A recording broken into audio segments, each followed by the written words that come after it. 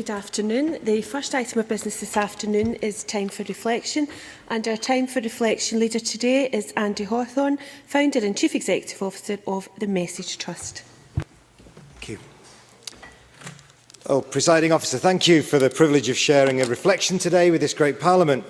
I work for the Message Trust, an unashamedly Christian charity that's developed a knack for reaching the hardest to reach for the last 2 decades.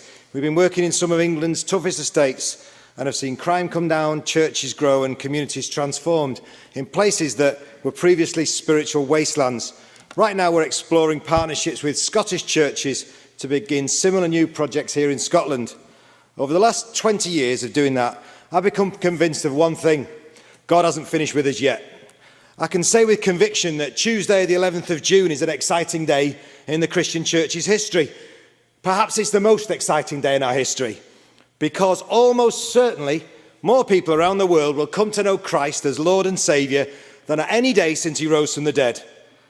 It's hard to believe that when you live in Scotland, one of the very few places in the world where the Christian church hasn't been growing recently. But if we lift our eyes, it's obvious that God is well and truly on the move. As recently as a century ago, 2/3 of the world's Christians lived in Europe. Now the vast majority live in Africa, South America, Asia or China. In my lifetime, the world has literally been turned upside down spiritually.